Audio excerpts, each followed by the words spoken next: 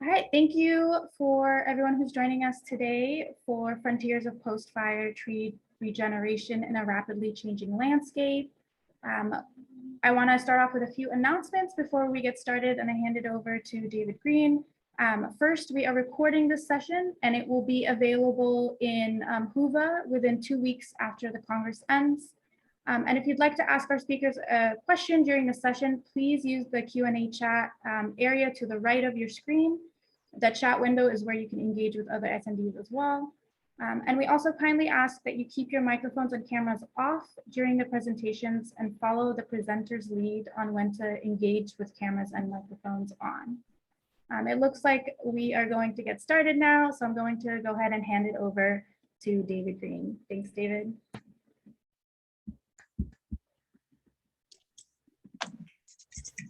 Okay, welcome back, everybody. This is the third and final installment of the special session organized by Jeff Kane and myself on post-fire regeneration.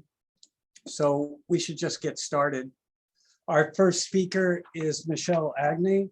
She's from University of Washington, if I've got that right, and she'll be talking about the effects of rapid reburns on serotinous species. Michelle? Thanks, David.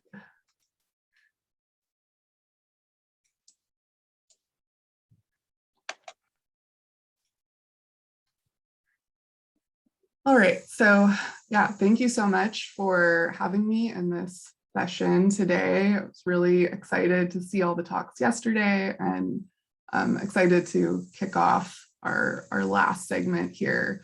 So I'm going to be talking a little bit about some of my dissertation work from the University of Washington and Murdoch University with my supervisors. So just a couple acknowledgements before I get started. There are so many funders and partners for helping me get this work off the ground, and especially a big shout out to my field technicians for getting this work done during a pandemic. So as everyone in this room is well aware, fire activity is increasing in many forests in Western North America and across the world, and this trend is expected to continue with climate warming. And a key concern, as this session is focused on, is understanding how forests will respond to this changing fire activity. And this is going to depend on exactly how fire activity is changing. So for example, as we heard about yesterday, there are many studies that show low post-fire regeneration where fire size or fire severity is increasing. But many forests are actually adapted to high severity fires. So understanding how they respond to other changes, such as changing fire frequency, may be of greater concern. And so we heard a bit about serotiny toward the end of the session yesterday, and I think we're going to be talking about it a lot more today. And serotiny is a really important adaptation to high severity fire in many forests in North America and around the world. And this is mainly because it provides an on-site seed source following some of these large stand replacing wildfires. And so getting into sort of the mechanism of how this works and how it sustained populations of serotinous species in the past. Serotinous species can accumulate seeds within closed cones for many years, and these cones only open with heat after a fire. And under historical fire intervals, this allowed for abundant post-fire regeneration, even following large stand replacing wildfires. So even though serotinous forests need fire to regenerate, if we see fires reburning younger forests without many cones, as we see here, low regeneration is likely to occur. And this is especially true as the post-fire climate also warms and dries. And so these phenomena combined are part of the interval squeeze hypothesis, and they can potentially threaten serotinous species with warming climate and under future fire regimes. So we were interested in looking at both of these mechanisms. First, asking what is the effect of fire interval on post-fire serotinous conifer regeneration? And secondly, how does post-fire climate mediate this effect? And our study species that we focused on to answer these questions was knobcone pine. Knobcone pine's distribution ranges from Southwest Oregon to Northern Mexico and is mostly concentrated in that Southwest Oregon, Northern California region. And it's a really useful species for studying fire interval effects in the field for a few reasons. First is that its historical fire interval is relatively short compared with other stand replacing fire regimes. You can see here, or the interval is about 30 to 90 years historically. And you can see on this map that Riley and others put together a few years ago that about 40% of the range had burned between 1984 and 2015. And we've seen additional fires through the range since then. So there is a lot of potential sampling area out there with recent fire activity for these species. So we identified 3 fires that burned in 2018 through knobcone pine forest: the Klondike fire, the Carr fire, and the Mendocino complex. We used monitoring trends and burn severity data to determine the prior fire history, giving us the interval since previous fire, and we selected sites for field measurements from each of 7 possible known fire intervals, ranging from 6 years to 31 years between fires. And we also measured sites with no recorded fire history prior to 2018. So for these, even though we don't know their exact age, we can treat them as something of a control, at least in terms of the short interval reburn question, since we know that their fire interval was somewhere within the historical range of variability, certainly longer than the 30 years that represents the low end of the fire interval. So then during the summer of 2020, we went out and we measured pre-fire forest structure and counted cones to assess the canopy seed bank, measured post-fire regeneration and understory cover at 71 sites total. And all of our sites in this study experienced 100% tree mortality in 2018, and everything in the understory and regeneration regrew after the fire. We fit generalized linear mixed models using several different response variables that I'll talk about to present post-fire regeneration. And fire interval is the key predictor we looked at. We also looked at pre-fire canopy seed bank as a separate predictor to get a similar mechanism. And then our models also include covariates that account for shrub cover, topoclimate, soil texture, and post-fire climate. And most of those were from other data sources that I can talk about a little bit, but probably won't get into too much. So getting straight into the results, we found that regeneration density increased strongly with fire interval. So here we have a graph with fire interval on the x-axis, ranging from 6 years, which is again very short compared with the historical mean fire interval, to 31 years, which again is on the low end of the historical mean fire interval. And then seedlings per hectare is on the y-axis, and it's on the log scale. And so you can see that observed seedling densities ranged from covered quite a large range, from about 140 to 250,000 seedlings per hectare. And so even at the shortest interval we measured, there was some level of regeneration, but modeled regeneration density was about 1,000 trees per hectare following that 6-year fire interval, and went up to 100,000 trees per hectare following a 31-year fire interval. So this shows that this 25-year period is a critical time for these forests. And I think these photos do a really nice job of showing the difference in pre-fire structure that drives this difference of 2 orders of magnitude in regeneration density. So this is just the same figure with the long unburned sites added here for reference.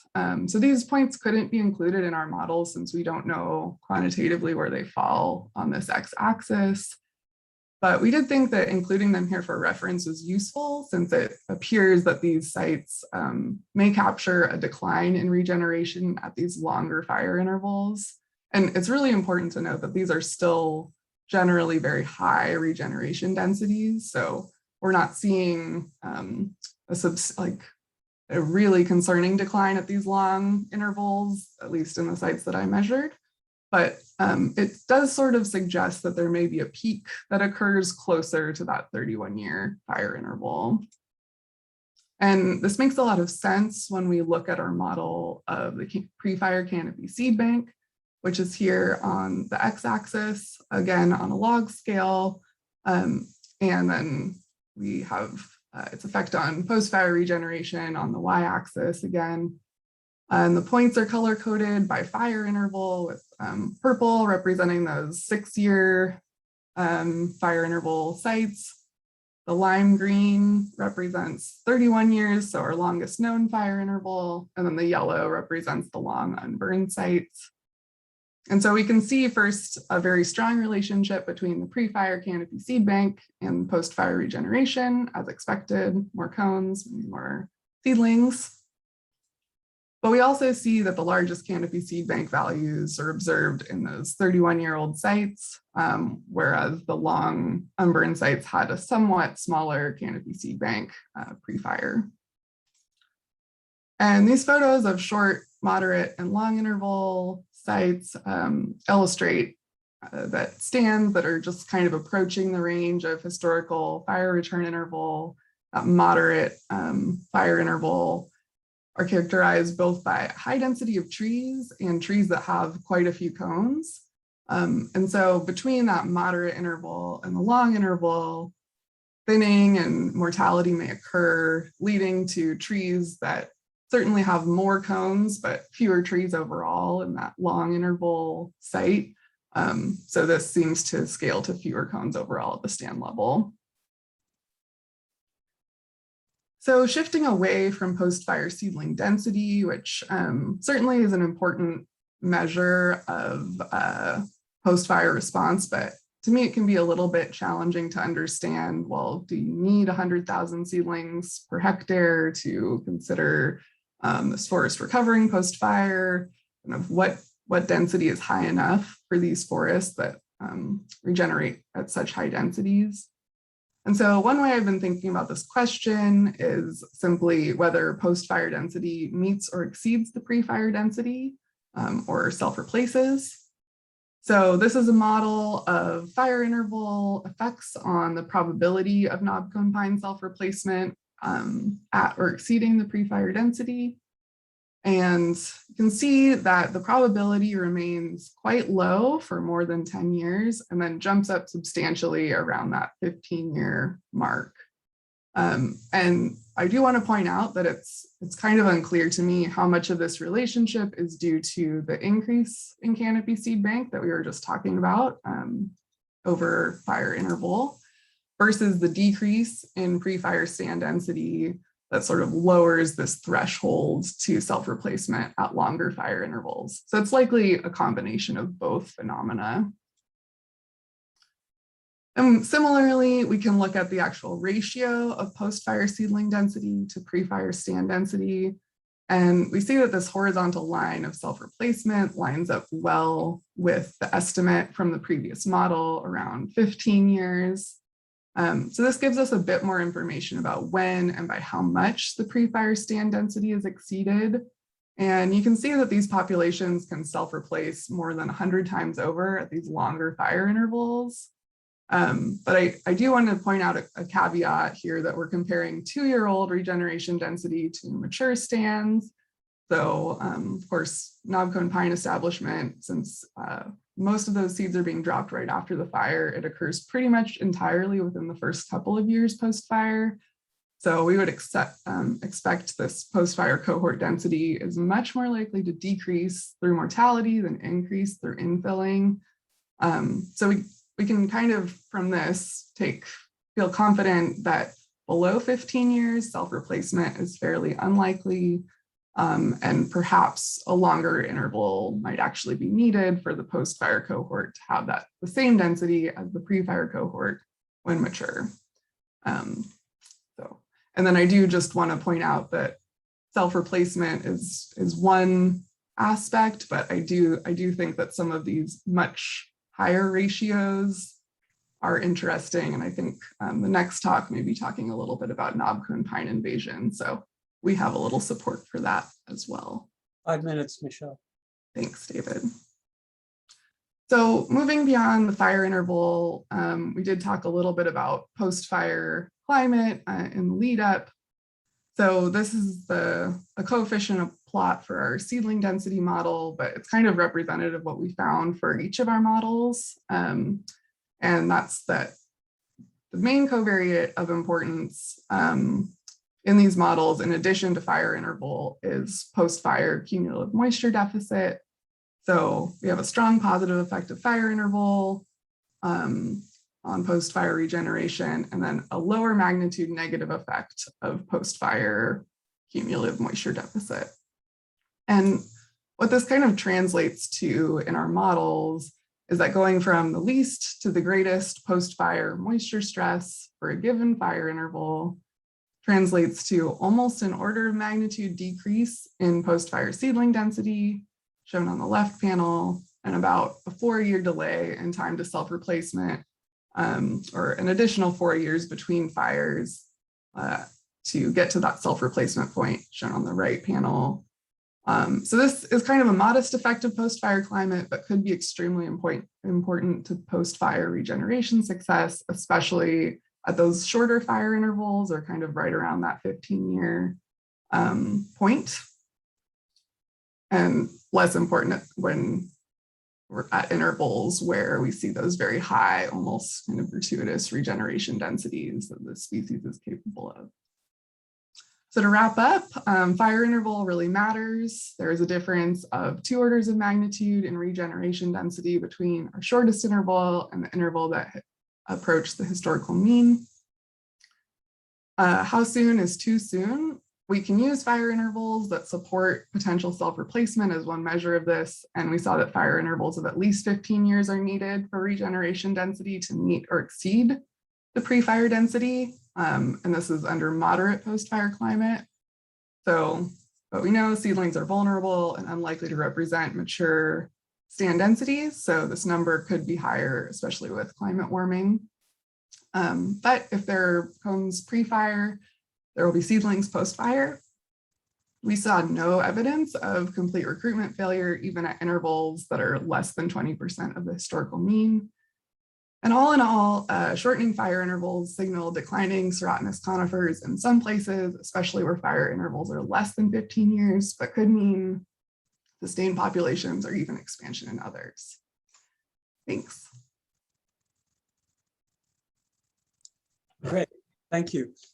No questions yet in the chat box. Does anybody want to just unmute themselves and jump in with a question? Sure, I've got a question for you, Michelle. First of all, thank you. Great talk, very interesting. I'm just curious if you can, and maybe I'm asking you to speculate a little here, but if you can give us a little context about like other species you mentioned there at the end, the expansion of the knobcone pine into other areas. What other species would be in these stands, or perhaps just in the region, and how might you speculate that those species would be faring with shorter fire intervals and things like that? Yeah, thank you for that question. I wasn't able to get into that too much, but in Southwest Oregon, in particular, we saw a lot of mixing between Douglas fir and knobcone pine. And we saw quite a high proportion of Douglas fir, especially in the long interval sites, and very little post-fire regeneration. So essentially the knobcone proportion was just kind of exploding, and the Douglas fir proportion is pretty low. And so I'm not really sure how much, going in right after fire, you would expect the serotinous species to really be dominating. Perhaps Douglas fir could infill over time. But at least in the near term, that species is really being pushed out. And so I'm not really sure what to expect over time, especially as in that area, we're seeing fairly rapid reburns. There's areas that have burned 3 times with high severity since the MTBS record. So I would expect that Douglas fir would probably be declining a little bit in that area, and knobcone is probably primed to take over. But I think the next talk might be talking about that more. So thank you. Cool, thank you. Okay, thank you very much, Michelle. Okay, so our next talk is going to be Sean Lindley. He's at Humboldt State University, and it will be a discussion of the invasion of chaparral by knobcone pine, same species that Michelle just talked about. Sean?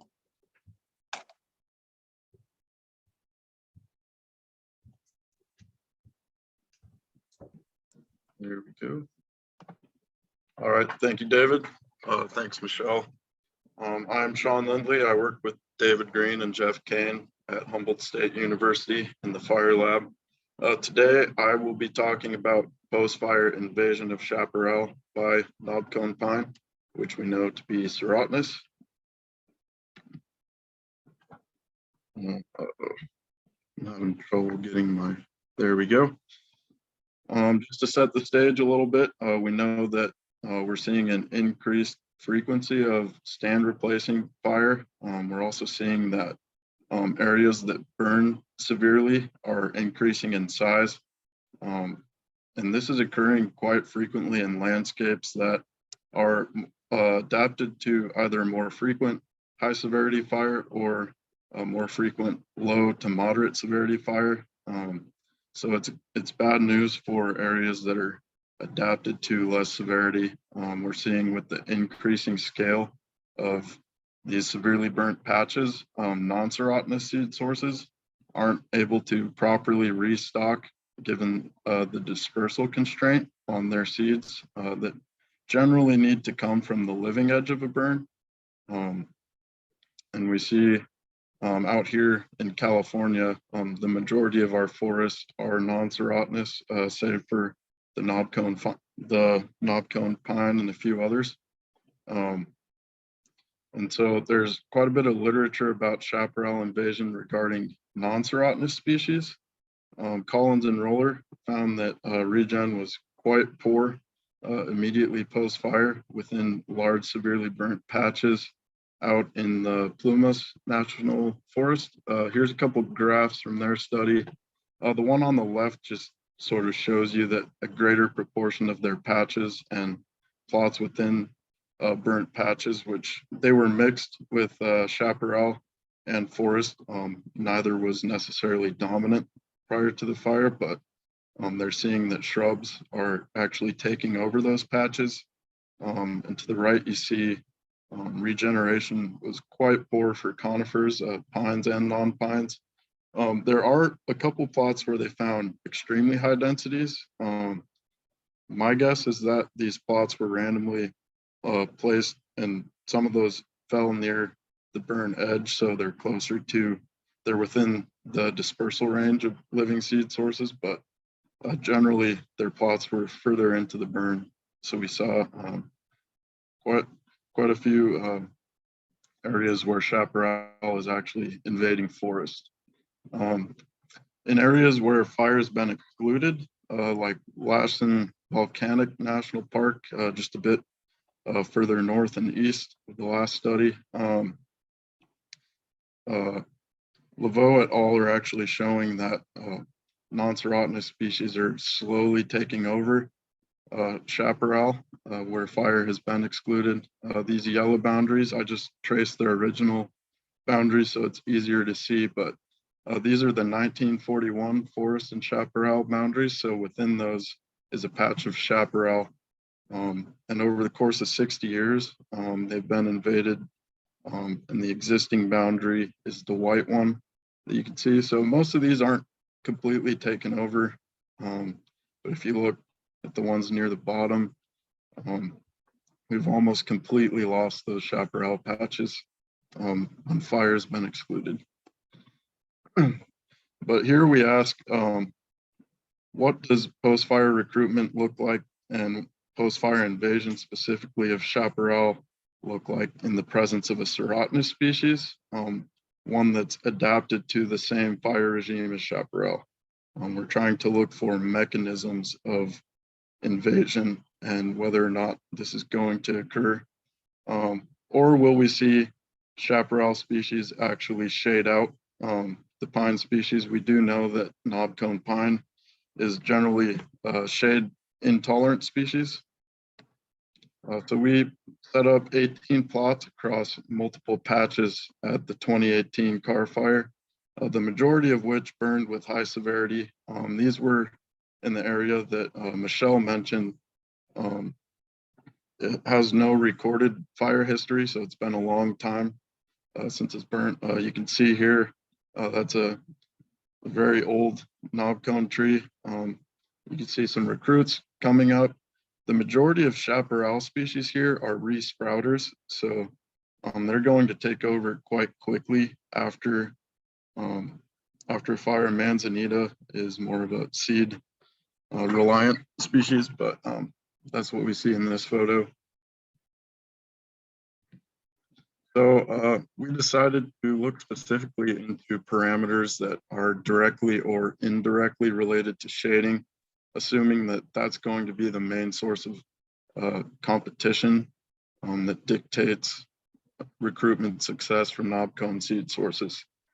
So we measured porosity, which is just our measure of openness and the amount of light that can get through the canopy of the shrubs. We talk about it in terms of intra-shrub porosity, which is the amount of light coming through the shrub crown on the species level of an individual shrub. And then we talk about inter-shrub porosity, which is just percent shrub cover, distance between shrub crowns. We also looked at species composition in case intra-shrub porosity does have some kind of limiting effect on the recruits. We measured shrub heights and diameters to kind of get an estimate of crown density in terms of volume. We looked at potential seed sources and mapped them out for knobcone pine. We counted the number of cones both in the canopy and on the ground if we found any. It was quite rare we'd find cones on the ground. We also measured the amount of recruits, and at each recruit, we measured the distance to the nearest shrub crown as well as the height of the recruit. And we talk about recruitment success as kind of our measure of how well knobcone is invading. And this is in terms of recruits per cone.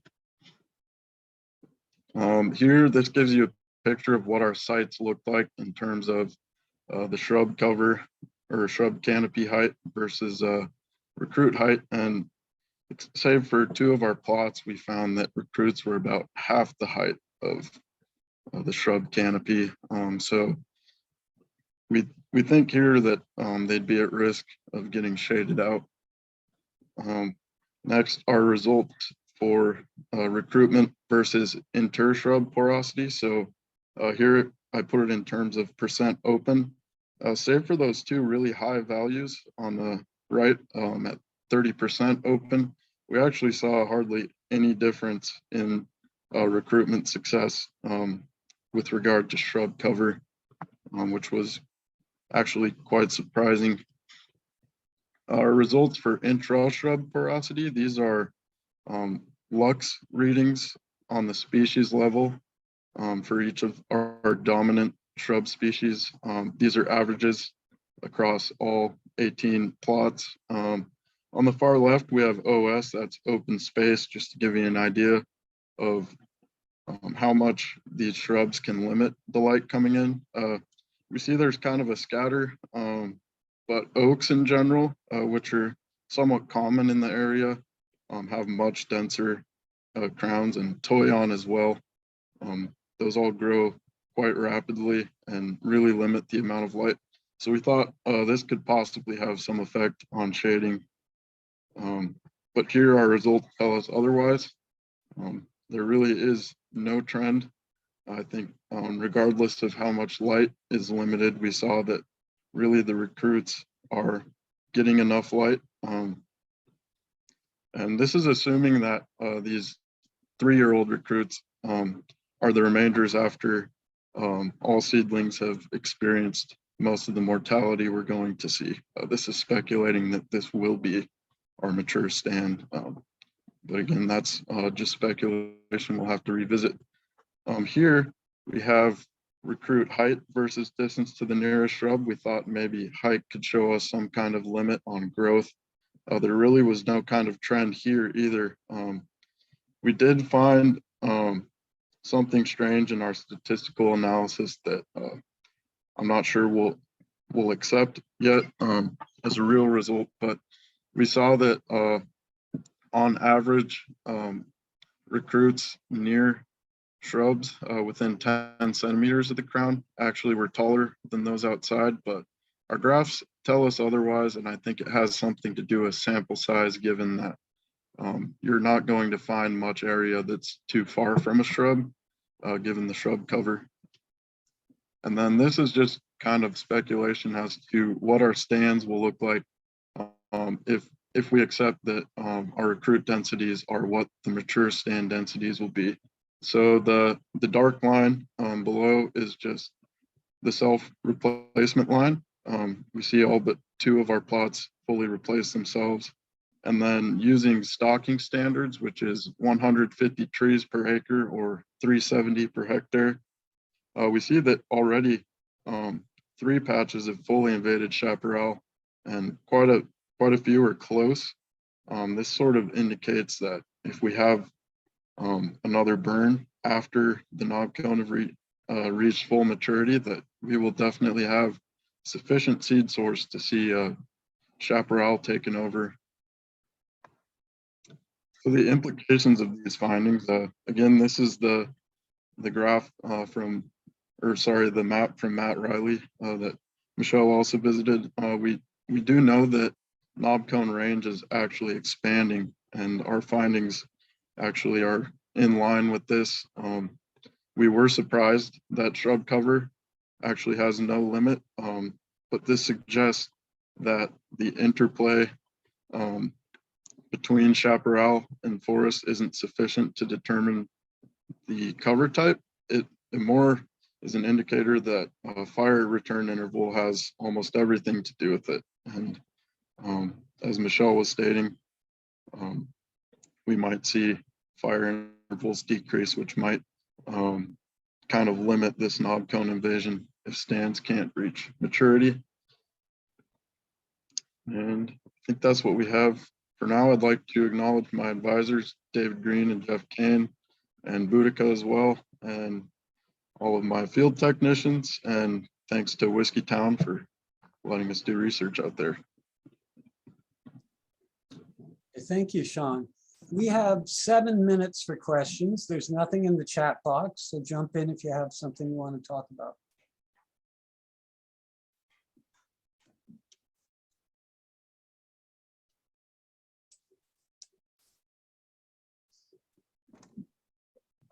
So I have a quick question. I don't know much about this particular species, but we're studying a species similar in Mexico that kind of has a similar properties in terms of kind of these small stands. But there, the stands are kind of closed canopy forests, whereas these kind of seem to be kind of more open canopy with shrubs. So do you find other stands that are kind of closed canopy, pure knob? Yeah, so our patches, we chose those that were dominated by chaparral previously, and they had a few mature knob cone, but there are definitely a more closed canopy mature forests surrounding the area. These kind of make up the edge of the patch. Okay. And so one quick question too. So like in terms of like historically, like do you think these patches have always been kind of like just small patches here and there? Or do you think historically they were just bigger patches, or do you think that anyway, like in general, has it changed the kind of the landscape level characteristics of the species? I think that's a hard one to answer. I think it kind of will stay one way for a long time, and then maybe I imagine it being more of a back and forth between chaparral and knobcone historically, but I think given that fire interval is changing, severity is changing, we might actually see that we have more and more knobcone seed source. So I think in the long term, I think we will see these patches shrink, but I think historically there's kind of been an interplay. Right, thank you.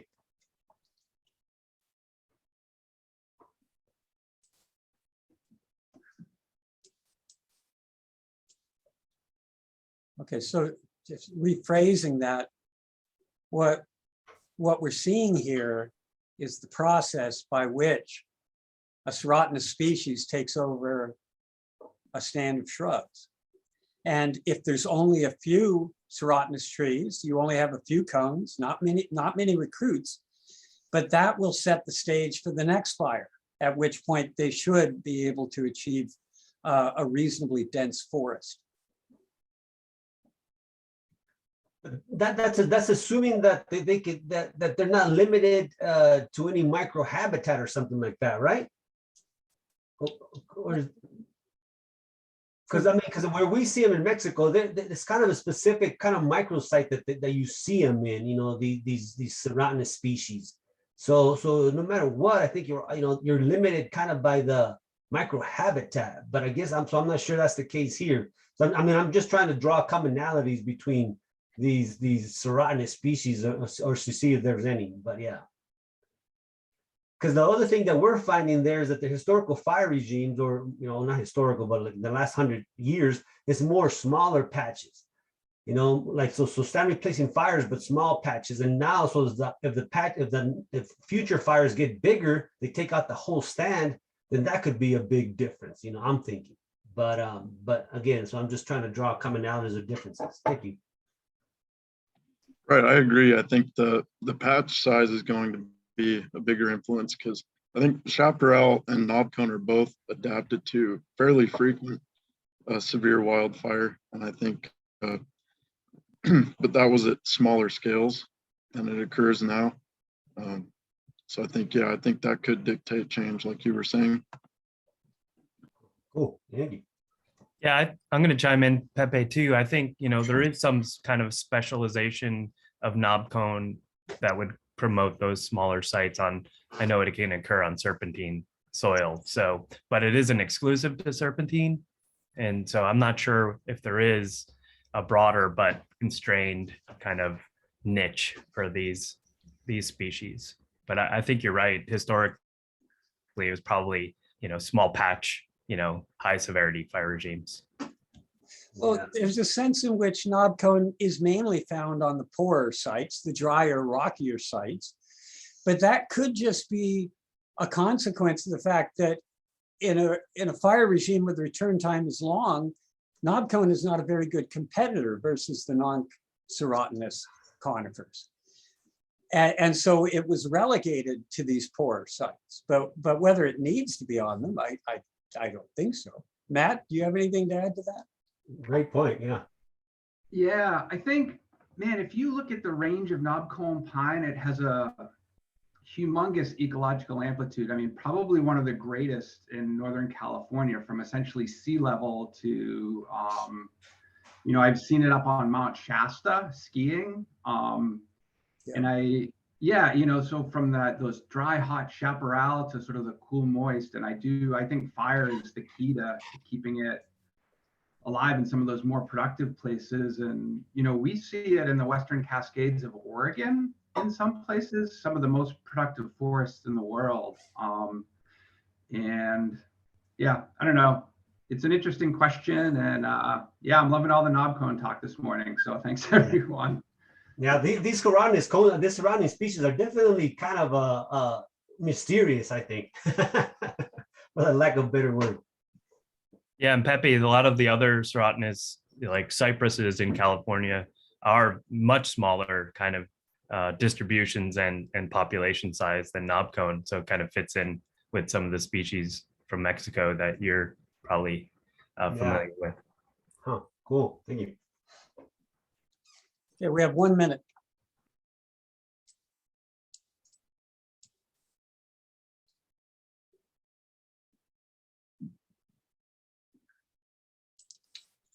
Okay, well, I'll just start on, okay, the next talk is by Jeff, Kane, and I.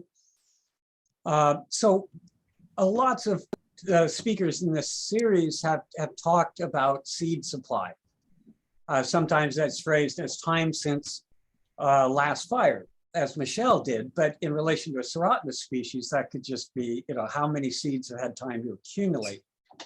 So I'm going to talk about two different aspects of seed production in serotinous species. One is time to first reproduction, and the other one's going to be subsequently, how much do they vary in their annual output of seeds from year to year.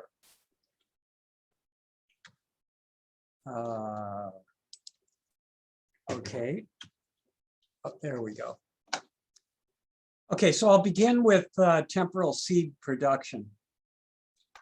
So most of you probably have heard the word masting, but just in case you don't, it refers to this kind of production record. So here we have about 13 years.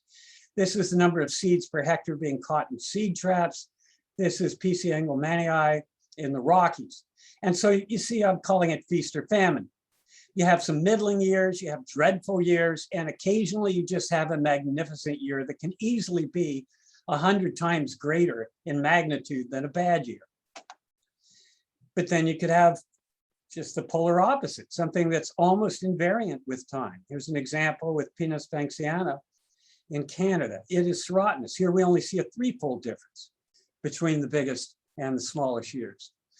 And so to develop some expectations for what we would expect serotinous species to do, let's first ask, why is this considered adaptive? And why is this the norm for most wind-pollinated North American tree species? There's two arguments. One is predator satiation, the other is wind pollination efficiency. The satiation argument, and there's quite a bit of data to support this, is that in a year like this, the population of seed eaters is going to be small, and then they reach a really big year, a massed year, and they can't possibly eat it all. There's not enough of them. Then the females fatten, put out large litters, but then there's very little to eat the next year. In short, this is a way for the tree to keep the predators' numbers low. And we have lots of evidence that, for example, the proportion of seeds eaten in a year like this is far lower than it is here. Here, essentially 100% would be eaten. But clearly, this should not necessarily apply to serotinous species, this argument, because serotinous species are deliberately courting the attentions of the seed eaters by maintaining the aerial seed bank. Now, a second argument for this sort of more erratic behavior is wind pollination efficiency. Keep in mind that a male function and female function are tightly linked in trees. So if this is a great year for ovules, it was also a great year for pollen. So the idea would be that if I ramp up the pollen in a year like this, an individual ovule has a much higher chance of being fertilized than in a year like this. And it's true, the proportion of viable seeds will invariably be greater in a mass year than in a poor year. So might this, though, apply to serotinous species? Because I would assume that serotinous species, far more so than non-serotinous species, are typically found in monocultures or near monocultures. That is, they're already ramping up the pollen flux in the air simply by having so many conspecifics nearby. But weirdly, I could not find anywhere in the literature somebody who's actually like testing the argument that serotinous species are more likely to be in monocultures. But if any of you know of any such study, please talk to me. Please send me something. So I thought we should look at least one example to see if the contention about monocultures is true. So I took the Canadian version of what would be FIA data. These are their permanent plots. This is the province of Saskatchewan. And so here, of course, is what I'm expecting, a typical sort of monoculture for a serotinous species. And so what did we find? Well, certainly the two serotinous species in Saskatchewan most certainly did tend to be, to tend towards monocultures. And most of the non-serotinous ones did not. They tended to be more multi-specific. Now, Populus tremuloides aspen, of course, but because of the root suckers, we're not surprised that it also tends towards monoculture. Nonetheless, the results of this little test are equivocal, because look at white spruce. it's relatively high, even though it's not serotinous. So what do we know? We actually know quite a bit. Here's over 1,000 records of seed production by non-serotinous species. To give you a sense of how to interpret these coefficients of variation, you know that the CV is just a measure of variation, a relative measure. A study like this with white spruce would be about here. A study like this with jack pine would be about here. So you can see from this that yes, indeed, the serotinous species really do tend to have a much more equitable distribution of cones from year to year than would the non-serotinous conifers that I've put here. And so now we do have two species, that are nominally serotinous, but includes non-serotinous genotypes. So Pinus contorta, Pinus clausa in Florida, sandpine. So following the logic then, we might ask, do the non-serotinous genotypes, Mariana in this case, tend to be out in here for the coefficients of variation? And the answer is no. Yes, in this case, all three of these are a little higher than those three, but still we're over on this end of the serotinous species. And then for sandpine, you don't really see any difference at all. So in short, the genotypic difference governing serotiny or the lack of it in these genotypes is not extending to other reproductive traits such as the equitability and temporal cone production. So now let's turn to age and size at first reproduction. We're going to need, as you'll see, a lot more data before we can try and publish this, but we're slowly chipping away at it, adding species as we go. So a hypothesis, as emphasized by Michelle, you need to reach reproductive maturity early, or you're not going to have enough seeds on your branches when the next fire strikes. So what do we already know? I mean, at first glance, we seem to know quite a bit. This is the famous USDA compendium on woody plants of North America. It's in third edition. The first one goes back to the late 40s. And you can almost picture as World War II wraps up and questionnaires are being sent out to foresters. Can you fill in these boxes? So here's the person working on the chapter on larch would be asking, what are the typical seed dispersal dates in your area? At what age do they start producing seeds? But ultimately, as far as I can tell, almost none of these are actually based on any quantitative data. Rather, they're based on anecdotal reports. Just, a rule of thumb, what a person who's worked in an area for 40 years thinks is more or less true. And therefore, they're educated guesses. They're not wild. And so there probably is going to be something here. The non-serotinous species probably are tending to start producing their first cones at a much later age than are the serotinous. But what we wanted to do is try and quantify this.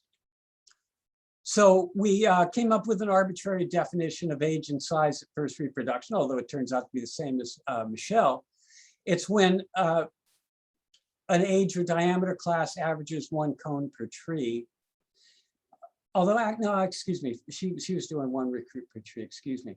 But as Will mentioned in passing, Jeff and I have noticed that the typical cone produces 1 recruit. And so this is also equivalent to the age of self-replacement. So we collected data on the age and size of first reproduction for 7 serotinous species and 5 non-serotinous species. And so we're going to be using basal diameter as our measure of size rather than DBH. And that's because in some cases, the serotinous individuals, they don't even reach breast height. So here's an example of how we figured out age at first reproduction. This is 12 plantations of the serotinous jack pine in Quebec. And at what point does a plantation average more than 1 cone per tree? This would be the first age where that happens, 10 years old. So we've gone ahead and said the jack pine start is averaging 1 cone per tree by 10 years old. Here's another example. This is the non-serotinous Pinus sabiniana, gray pine. And we're just Jeff and I are tooling down Highway 299, grabbing roadside trees. And when they're really small, there's no cones at all. And then you start to pick up some. The point at which we get one cone per tree is roughly about 15 centimeters. So that's how we designated time of first reproduction. So again, this is the more anecdotal study from Young and Young, and here's what we're finding. So the orange is non-serotinous, and you can see that it's in this area. We're over in here. We're not seeing any of this far tail. You know, for example, this is supposed to be sugar pine. Does sugar pine really wait 60 years to produce its first cone? Meanwhile, the serotinous species, we're finding them mainly in here. So the segregation we saw in the anecdotal literature is true, but there's a great deal less scattered for each of the two groups than had seemed to be the case. Now, comparing serotinous versus non-serotinous genotypes within the same species, as we saw before with the coefficients of variation, we don't really see any difference. There's no difference in the reproductive trait, this particular reproductive trait, time or size to first reproduction. So what is the probability of a reburn occurring before the age of reproduction? So generally that's about 10 years. So rephrasing, at what point are they going to be able to just barely self-replace? Now you'll notice Michelle from Knobcone suggested 15 years. Where I'm saying it's about 10 averaging over the serotinous species. It's about 7 to 14, something like that for the years. So we're going to invoke the negative exponential distribution, which has a couple of problematic assumptions, but let's move on. We can deal with that in the question period if you want to talk about it. So if we assume 10 years for the age of first reproduction, what is the probability of a reburn before that? If it's a 50-year return time, the reburn probability is 19%. That's pretty serious for a serotinous species. On the other hand, if we get more into the vicinity of what we think the actual return times are in areas where knobcone does well, it's more like about 10%. So that's an interesting result. It's a small probability of getting taken out before you can reproduce cones, but it's not trivial. And so there will be times we predict where we are going to see examples of knobcone being taken out by a fire that occurred too soon.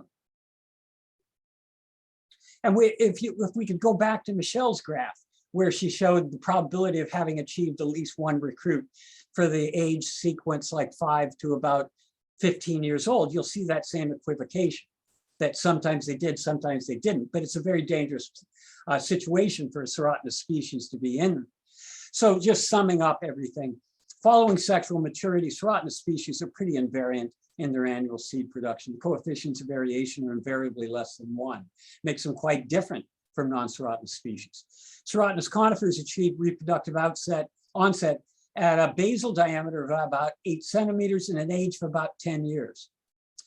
And remember yesterday's discussion where we talked about, well, is it possible for them just to adapt to an ever shorter return time by just shortening the period to first reproduction? But consider that this would correspond to a height of about 2 meters, so about your height or up to about 3 meters. So say about 1.5 times taller than you, which is to say, remember that other graph we saw about shrub heights? They start reproducing once they're above the level of the shrubs. And so that's a trade-off they'd have to make if they were going to start reproducing at an early age. The trade-off would be with competitive ability, because they'd have to slow down the height growth if they're going to invest in cones. Then finally, with a reasonable range of return times for severe fire, serotinous species have a small, but it's not trivial, chance of being locally extirpated as return time diminishes. Okay, thank you. And I think we've got time for about one question.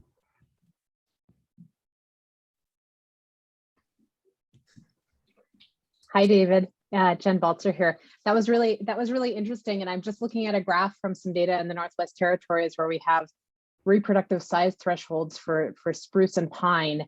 and they're actually even smaller than what you're talking about there. So we were having trees that were reproducing when they were, you know, because we were measuring diameter of breast height just for the sake of what we were doing in the plots, but 0.1 centimeter diameter of breast height. So that means they're just barely squeaking into a diameter of breast height measurement. So, you know, not even necessarily taller than me, and having a, you know, between a 75% and a 20% chance of reproduction of having one cone. Jennifer, that's very welcome information. I'm going to write you as soon as the session is over. For sure. I'll connect you with the postdoc who's doing this work, because she would, I took some screenshots of your presentation because she'll be super excited to see what you're working on. Excellent. Okay. Yeah, that business about them sometimes being shorter than this. Yes, that's why we chose basal diameter rather than DBH. There were times we had stems with cones on them and they were only up to your hips, but those were tended to be quite rare. Okay, so we're out of time now. So our David, we have 4 minutes. Oh, you're right. I went way too fast. Okay, sorry. That's all right. He's More time. trying to avoid questions. Yeah, I'm nervous. Any other questions? I don't see any in the Q&A, so please chime in if you have some. The other cool thing to think about is that one thing we were able to measure, David, was the sort of the combustion severity at different, you know, size classes. And so even if they are reproductive by the time a fire burns through, if they're not tall enough, they may still lose out, right? Yeah. Well, Jeff, the whole issue of seeds dying inside the cones during passage of the flaming front is something we know absolutely nothing about. Instead, all we've got are people sticking cones in ovens, making guesses about duration and temperature, and telling you what they found out, you know, what the mortality rate was. We know very little actually from the field.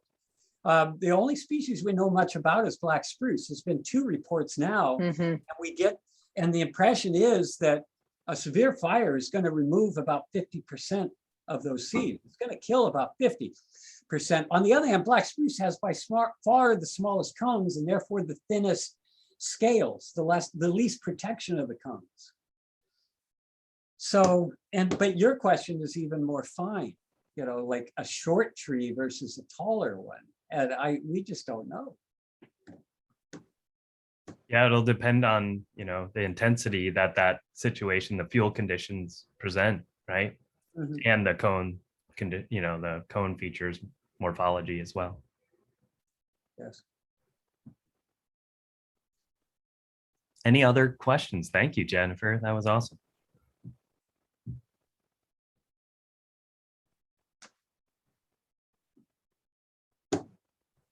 All right.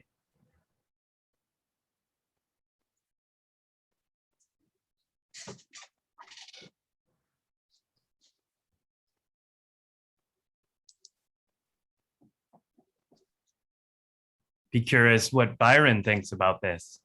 I see him in the audience. I'm going to cold call Byron.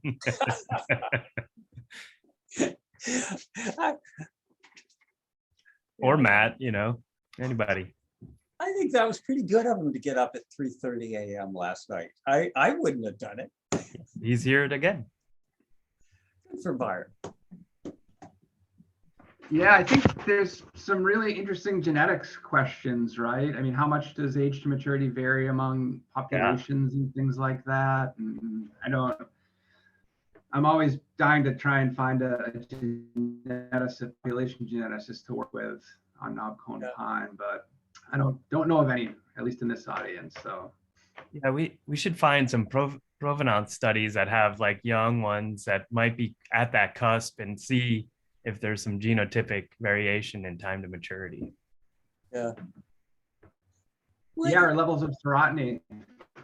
Yeah, I have a study that I'm working on with pitch pine, which most are not serotinous, but there's one serotinous, at least one serotinous genotype in that population. Mm-hmm.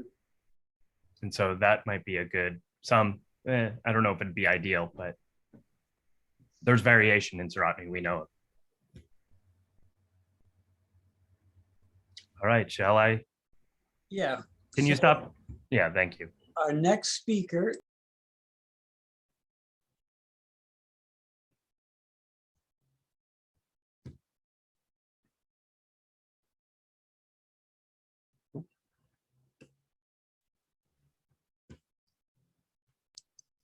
Are you still there, David? Can you hear me? Yeah. Okay.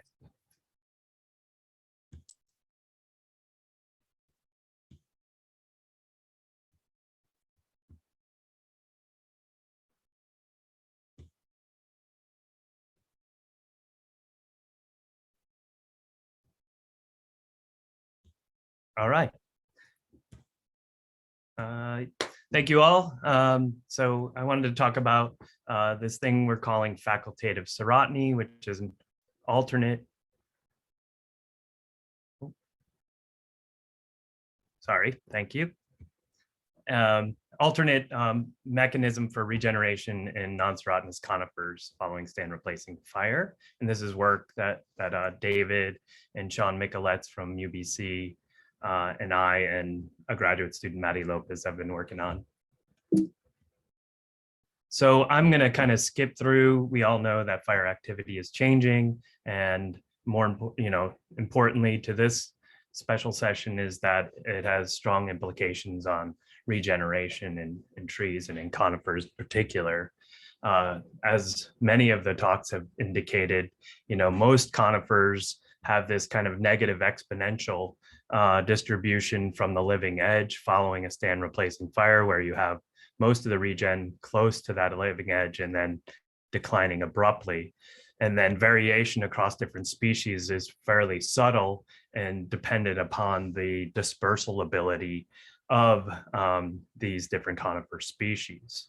And then for serotinous species, assuming a fairly even distribution in the pre-fire basal area, we would expect an even distribution of regeneration following a stand replacing fire because of the in situ or aerial seed banks, the presence of them. But we know that this is an oversimplification. And I know one site that I've been on that burned in 1996 in northern Arizona in Ponderosa Pine, has a site where there's basically no regeneration, either close to the living edge or far from the living edge. And so that negative exponential distribution isn't always applicable. And then kind of on the flip side, this is a picture from Larson and Franklin published in 2005, where following a fire, this is 11 years after the Warner Creek fire in Oregon with Douglas fir, they found substantial regeneration of Douglas fir, again, far from that living edge, in some cases beyond that 300 meters. And so we know that simple negative exponential is oversimplified in these two kind of extreme cases. And so what may be partly contributing to that variation is this potential phenomena that we're calling facultative serotiny. This is the idea that even non-serotinous species could have regeneration following a stand replacing fire due to the presence of aerial seed banks. So we know in serotinous species, serotinous cones and species are highly variable in their level of serotiny. And then what I'm trying to propose here, or what we're trying to propose, is that variation in serotiny could be extended to non-serotinous species, and we know that their cone characteristics vary greatly, and hopefully that point will be clear as I continue here. So what are the requirements for facultative serotiny to occur? We need to have trees that are reproductively mature, right? And David showed that, non-serotinous may take longer to mature. And then a fraction of the seeds in the cones must be viable. And then the timing at which fire occurs, that high severity fire occurs, has to be fairly significant, to which, after the time of seed maturation, or else it could be just very rare instances. And then a proportion of the seeds that are in the cones that are closed, right? These are just, cones that open every year, but they're closed at the time of fire. And then they have to be sufficiently protected, meaning the seeds have to survive that fire. And then, of course, the seed bed conditions after following the fire must be suitable for germination and survival. And so one thing that I'd highlight that is these starred ones, 1, 3, and 4 are also requirements for what you might call obligate serotiny. So what I want to do with this talk is demonstrate some model and field-based confirmations of the presence of facultative serotiny and identifies the conditions and factors that would make it suitable for facultative serotiny to occur, and then some of the implications and areas for future or further inquiry. So this is not a new idea. This was kind of first formalized pretty extensively by Sean Micheletz in 2013 with white spruce in Canada. This was mostly a modeling study. So he used a computational fluid dynamic model and then situated, again, non-serotinous cones that are closed but still green into a simulated forest, simulated crown fire, stand replacing crown fire, had this nice heat flux, used some process-based mechanisms of heat transfer to cones based on the depth of the seed in the cone, the timing of maturation of those seeds, when were they viable, and then ultimately found that about 52% of wildfires burned between the time periods in which seeds would be mature within white spruce, and that 12% of the cones that were modeled to have surviving seeds, so indicating the possibility for this to occur. We went out to a 2012 reading fire site that was presented earlier in this session, looking at Sierra lodgepole pine, which is technically a non-serotinous species, meaning it opens its cones each year. And what we saw is, yes, we did see that negative exponential in recruitment with distance from the living edge, but we did see a pulse of high seedling recruitment far from the living edge, and that we saw that there was a nice established relationship with the burned basal area of lodgepole and regeneration, indicating that that recruitment was generated from the dead trees, the aerial seed banks in these soon to be dead trees. So kind of continuing on this work, Maddie Lopez, a graduate student working with me, sampled a variety of species.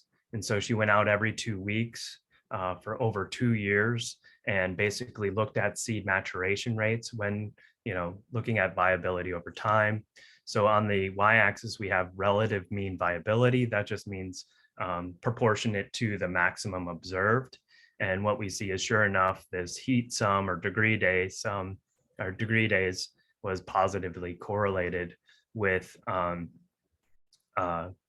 viability, seed viability. So this window here, starting at somewhat of an arbitrary 10% level, and then ending when we started to see cones opening, although we did not quantify when seed deposition and cone opening was occurring.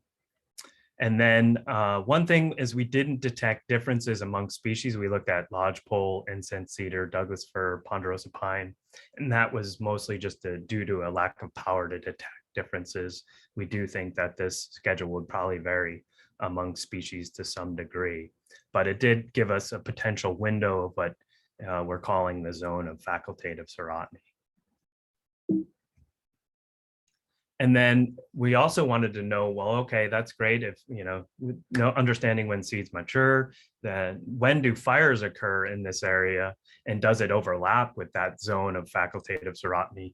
And so here is just for Northern California, for a subset of 18 years from 2000 to 2017, when does fires occur? Well, 68% of the area burned based on a very, simplified steady state assumption of fire spread. 68% of the area burned occurred within this, this somewhat conservative zone of facultative serotiny. Now, this isn't all high severity fires, but typically most areas burn at 20 to 30% high severity. but that proportion will vary by region and elevation.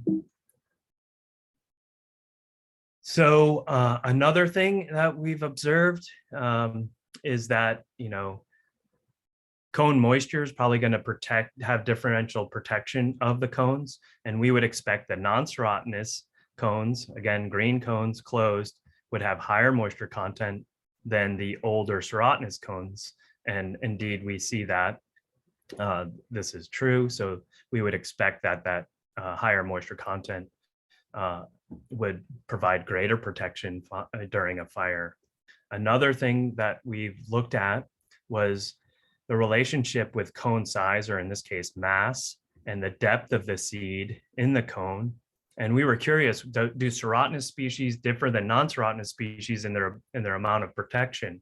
And we don't see a difference. It's just basically a function of size. So a large cone would have seeds that are much better protected than a closed cone, or than a small cone, irrespective of whether it's serotinous or not. And so this would indicate that larger cones are better protected, and a lot of the non-serotinous species like sugar pine, ponderosa pine, Jeffrey pine in this area are larger cones than serotinous species. So the non-serotinous species might be better protected when they're closed. So this kind of bears out in modeling studies. This is some model results that Sean Michelet's performed, again, looking at computational fluid dynamic modeling and artificially positioning cones throughout this profile of heat transfer, getting the flux. And based on that modeling of a variety of different species with different cone traits, that depth of seed measure was the most informative. Diameter and length are just probably proxies for depth, but H2O, water content, and density of the cones were also informative, but substantially less so. And then lastly, graduate student Maddie Lopez did what David was referring to, this simple, like, let's put some cones in a muffle furnace and at different temperatures and see when that mortality occurs. Again, here's the species we examined: incense cedar, lodgepole, ponderosa pine, and Douglas fir. And sure enough, there's a negative relationship. As you increase temperature, the viability of the seeds declines. And again, we didn't see differences among species due to a lack of power, but there is some kind of anecdotal evidence of variation among the species that does correspond with the size of the cone to some degree. So what I wanted to conclude on is that there is multiple lines of evidence of support for the presence of facultative serotiny that exist across many regions and species. We still have a lot to learn about this and what is the magnitude and extent of this, but I think the evidence is there that it occurs. And then if we want to enhance some of these regeneration models, we may want to consider including this possibility for facultative serotiny. And I know some folks are looking into this. And then this work has clear implications for post-fire recovery and potential vegetation and forest change with climate change and changes in fire activity. So again, I think this is still early days on this topic. I think we need to understand what's the extent, how often does this occur? I know there's some anecdotal evidence that, oh, maybe it occurs more often in coastal forests here in the Western US. And then what is the magnitude in which, is it substantial enough to occur that it would make a difference? Does it, is it capable, this process capable of replacing a stand? Or is that dependent upon other things like a mast year of the species? And then clearly we need some more understanding of the variation in seed maturation rates across species, elevations, and regions. We regretfully didn't look at seed abscission and cone opening in our study, and we would like to continue on that to see what's the real end of that and getting better information on different species and whether that occurs anecdotally, like Sierra lodgepole pine, that is a weirdo for not being serotinous. It sure behaves like a serotinous species. And we noticed that its cones are much more delayed than other species in opening. And maybe that's a selective strategy to enhance post-fire regeneration. And then I'm really interested in not only just the presence of cones, closed cones, and non-serotinous species, but the distribution of those cones. And I think about sugar pine, which has these really long branches and large cones that are dangling on the edges.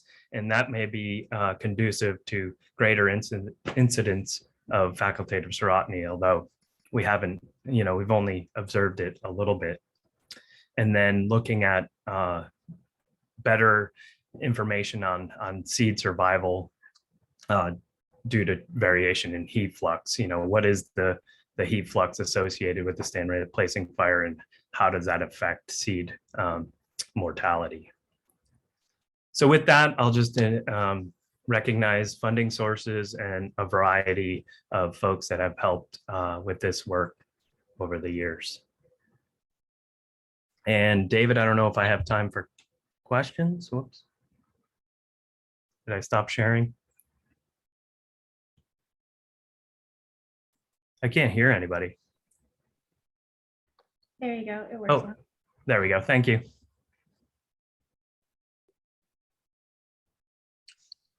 Questions for Jeff?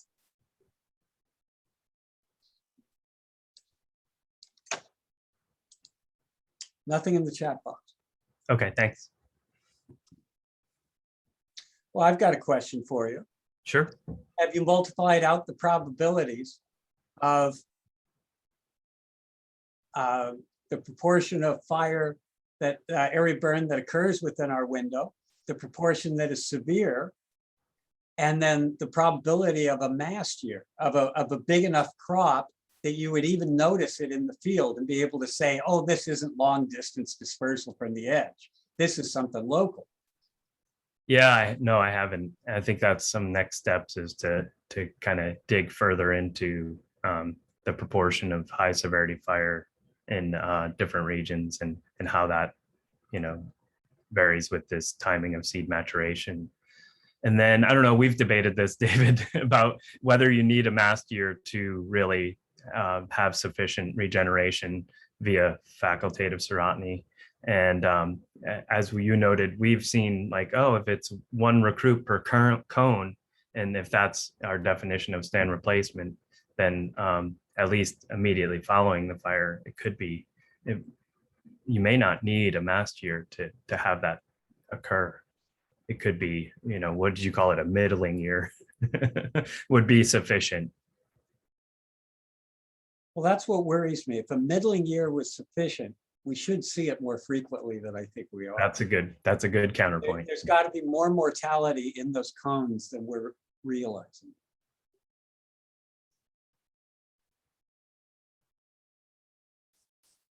I thought maybe I'll ask the audience a question. What do you guys think of this term facultative serotiny?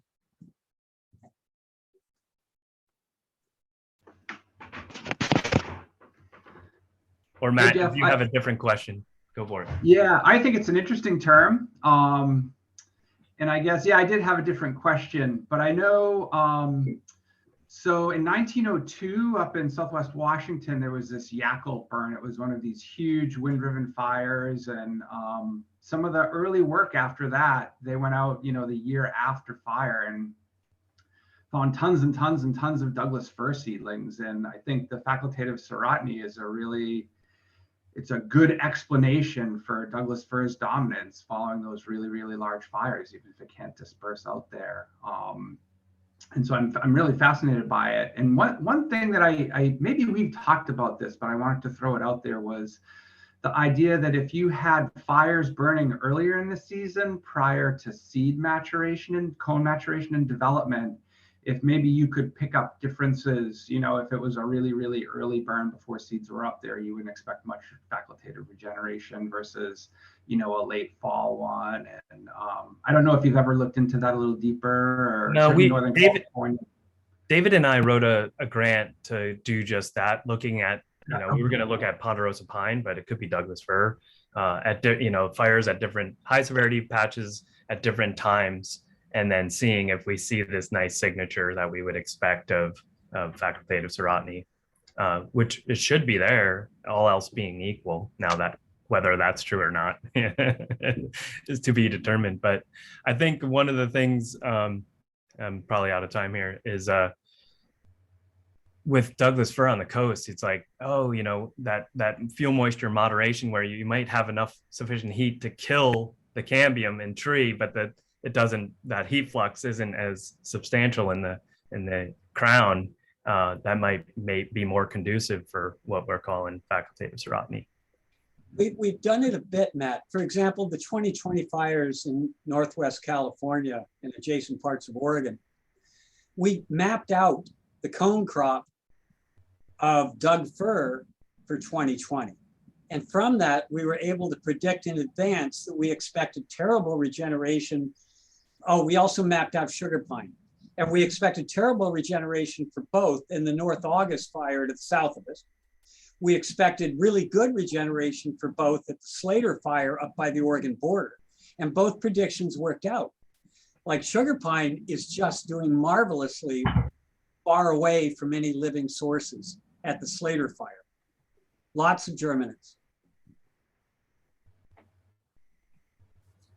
Yeah, interesting. So David, I think we're now in our discussion, 20-minute discussion period. So we can open it up and talk about anything, but happy to address questions. Can I just ask what the predictions are for the timing of fires? Are you expecting more early season fires versus late season fires? Do you expect to see a shift in the potential importance of facultative serotiny? Yeah, so, well, this is I haven't dug into, we know that the fire window, the season is expanding, and that's primarily on the spring side of things. And so fires are earlier, which we would think would be, diminish the incidence of facultative serotiny. But it's all a matter of the kind of matching with the phenological development of cones and seeds. And so assuming that it's getting warmer, that should mean that seed maturation is also shifting in that direction, but I would imagine at a much slower rate. But I don't know. I think that's why we need more information on how seed maturation varies across regions. And one thing I didn't highlight though, but Sean's work in Canada with white spruce showed like a much earlier seed maturation rate in white spruce than what we saw in species in Northern California. And we suspect it's due to latitude, but how variable is it across species and regions is, I'm just not aware of the literature enough to know that, or we don't know potentially. But they should be moving in the same direction, whether it's at the same rates. That will depend on the effects on this. Maybe it depends on where you are, though. If there's photoperiod constraints, that's something we have to think about all the time up here, right? Maybe not so much in California, but yeah. Yeah, great question though. I had a slide of that, but I didn't have time for it.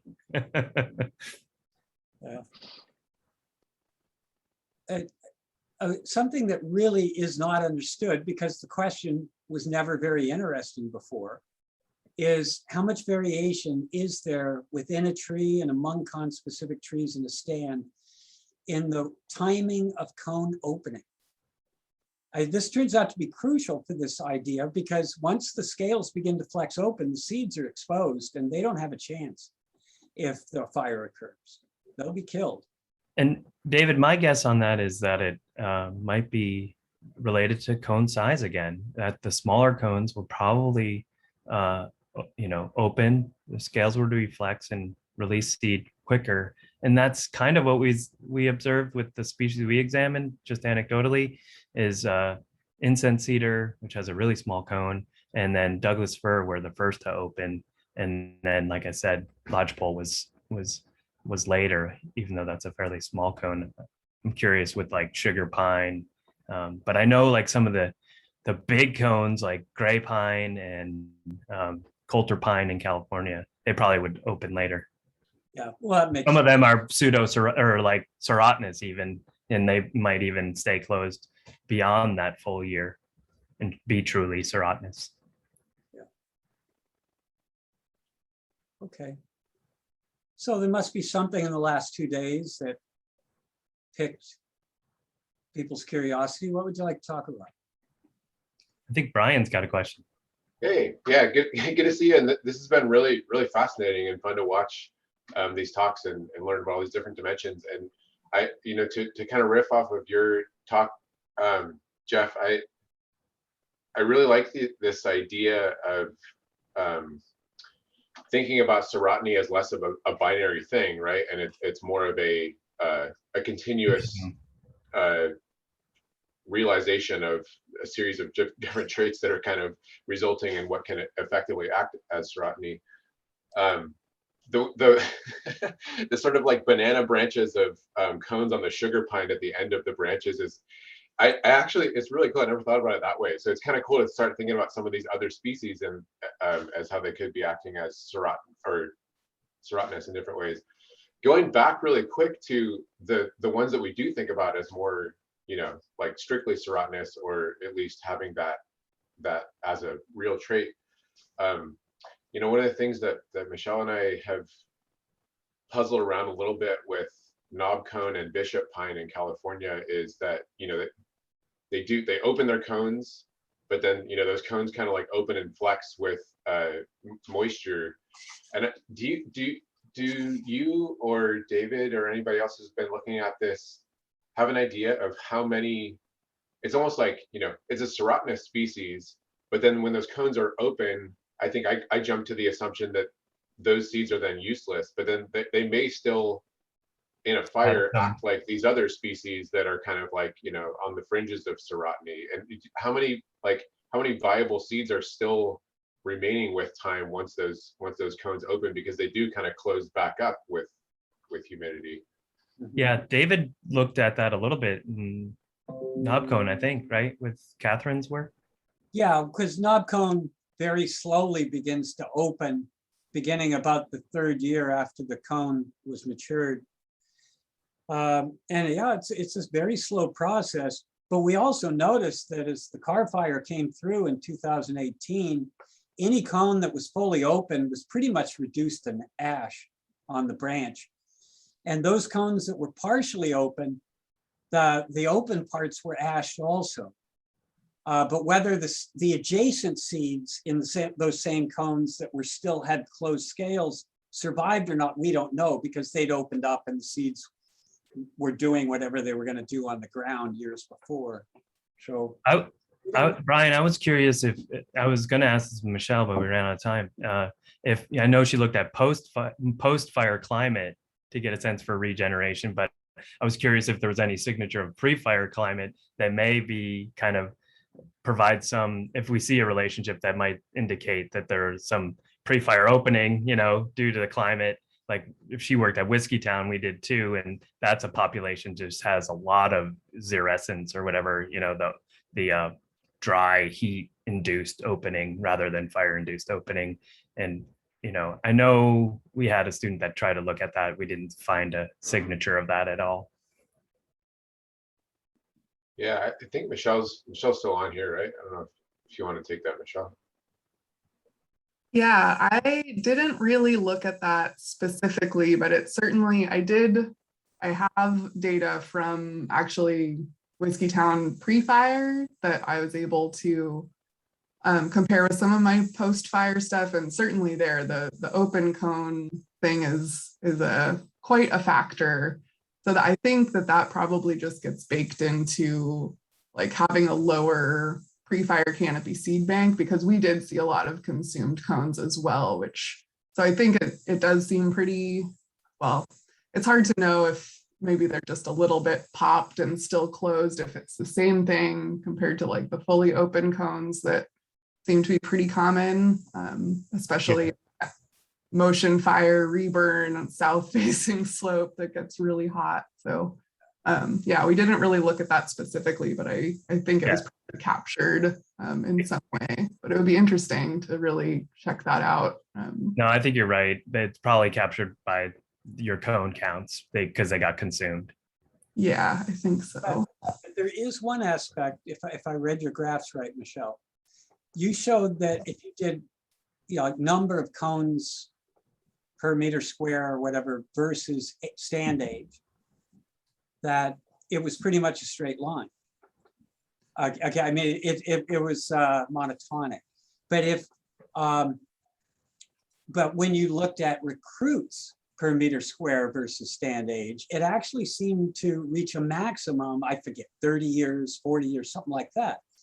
And so what's probably happening there is that the really older stands, the average cone you counted has fewer viable seeds than the younger ones, because there is this delay before they start over. I mean, that's one possibility for that result. Yeah, I think you're totally right. And we did see fewer cones at the stand level in those older stands, just because there's so few of those monster trees compared to like the still pretty high density knob cone, mature stands. But yeah, I think you're probably totally right there that they're losing seed viability. And we weren't really seeing senescence risk in any of my work, but that could certainly be playing out in some areas. I think Matt found a bit in his work. Here's a question. When, Matt, or possibly Michelle, when do you think knob cone actually begins to senesce? The crown starts to fall apart. I think it depends on where you are, David. Our study, we looked across the whole range, and what we found was that I think in that 10-year period, there were local extinctions across like 10% of the range of the species. Of course, it was outweighed by expansion. But I think it has, I guess this is the next thing I need to do with that data, is looking at what's predicting that extinction. But I think it has a lot to do with the competitive environment that knob cone pine is in. And I think somebody mentioned earlier, where do you find knob cone pine? Is it mostly in small patches? And, what we found with that FIA data is that most frequently, if you take a systematic sample, knob cone pine is a singleton, or there's just a couple of them. And I think when it's growing in competitive environments, it gets shaded and crowded out really, really quickly. And so my guess is that risk of local extinction is greatest in higher productivity places with longer time since fires, whereas in, places where it's hot and dry and there's less competition, it might be able to stick around for longer. But yeah, I'm hoping to get back into knob cone pine one day real soon, and that's what I want to look at. I think it's an important species to study, because it would appear that all of us, Michelle, all of us are coming to the same conclusion. This is a fire regime knob cone likes quite a bit. Yeah, I think knob cone pine is well suited for climate change. It seems to be expanding even where there's not fire, and expanding where there is fire. And I mean, my paper, the maps that folks showed today, they are way outdated at this point, right? I mean, how many million-acre fires have happened? Well, how many 500,000-acre fires have happened across the range of knob cone pine? And we had that figure looking at fire rotation that showed it really, really long, and then it's been creeping up slowly. But I bet if I made that figure today. Yeah, can you do that, Matt? Because we need that. We need that information. We can do that. We can do that. I'll add that to the list for sure. But yeah, so that interval squeeze thing is maybe not a huge deal across the whole range of the species necessarily, but it's gonna, in the next 10 years, that picture is gonna change really quickly if it hasn't already. So go ahead, Jeff. Yeah, I was just wondering, I can't remember whose talk this was in, and I meant to jump in with a question, but there was no time. Has anyone done seed addition experiments with knob cone to see sort of what, if there's no seed limitation, what the extent of the environmental conditions it can grow across? Because we've just done some of that with jack pine, which is expanding like crazy in response to, wildfire in the north, and it will grow anywhere. It, it was entirely seed limited, right? It didn't like it. Anyway, it was kind of amazing. You throw a little bit of seed down and it just is like, ooh, great. I'm here on a peatland and I'm gonna do it. So I'm just curious about yeah, if that has been done with knob cone. I just see some parallels with jack pine. I think it's probably similar, but I don't know of any work that's done that. But I assume it's similar as well. Yeah, looking at those seedling densities Michelle found, it seems to do okay. I did want to give others a chance that were part of the session if we want to ask them questions. Like Danny is here and Flora and Tara. So thank you guys for sticking around and joining us for the discussion. So if there's anybody with that have questions for them, I've already forgotten everybody's talk. Just kidding.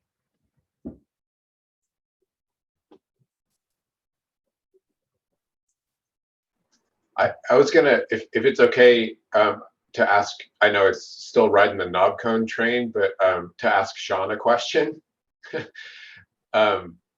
If Sean is still here. Oh yeah, Sean's Oh here. yeah, go ahead.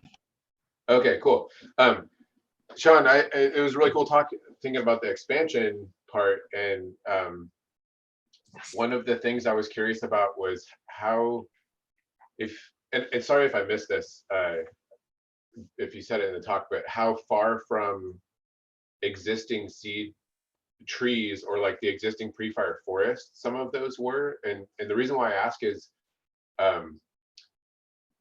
some of the work that has been done on Bishop Pine following the Vision Fire and Point Reyes, like found some really kind of surprising patches that expanded way far away from pre-fire seed sources. And so I don't know if you thought about, or if that was directly incorporated in, and you have an idea of like how far it's able to disperse from the pre-fire seeds.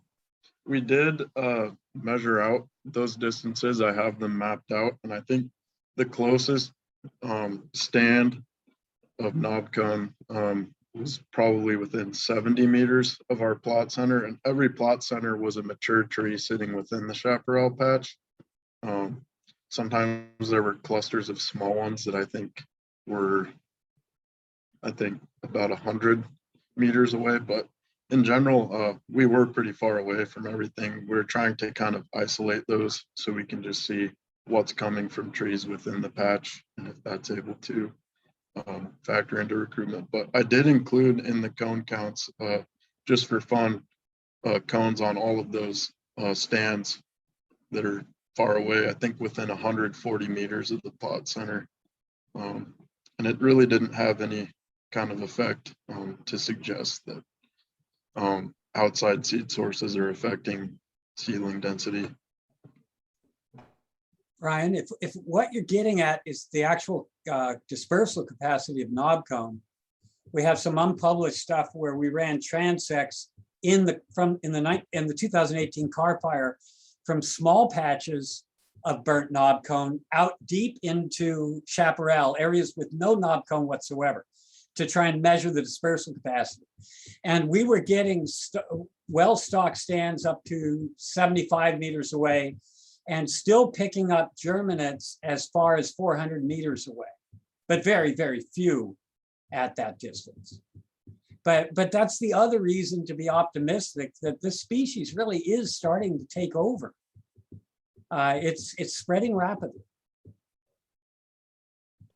Yeah, absolutely. It was one of the things that really struck me after the Vision Fire and Point Reyes is the explosive capacity of some of these things to just, I mean, Bishop Pine doubled and more than doubled its local distribution following that, right? And just thinking about, if knob cone is doing similar things, it has implications for the potential rate of this kind of like ratcheting up across the landscape. Really, really interesting to consider. Anyways, I think it's time to start looking at the wood properties of knob cone and Bishop, because they may be integral parts of lumber production in Northern California in 100 years. Yeah, I will say it's fun to see a lot of these species that most people love to hate now getting a lot of vocal interest. Yeah. I think the hatred for knobcone in the broader Reading, Whiskeytown area still persists. I think we're out of time for this session and they're probably going to kick us out. Correct me if I'm wrong. But I wanted to, before we did get kicked off, I wanted to thank all the participants, speakers and attendees. Yeah, it was a really good session and I look forward to hopefully seeing you all in person sometime. Thank you so much. Thanks Jeff. for organizing, David and Jeff. Very welcome. I just have a couple announcements before you all go. Thanks again to our wonderful speakers for sharing your expertise. The session will be available in Whova within 2 weeks after the Congress ends, so you can go ahead and come back to these recordings and rewatch them. Next, we have 2 general sessions, 4 special sessions, and 2 fire circle discussion sessions. So to choose the one you'd like to join, just use the agenda tab to your left of the screen, click sessions, and click the main session title to join. We also have a session that's offered in Spanish and Portuguese interpretation, so be sure to select a session titled Advances and Challenges for Indigenous Fire Stewardship. That's all I've got. Thanks again for speakers and for everyone for joining today. Have a good one.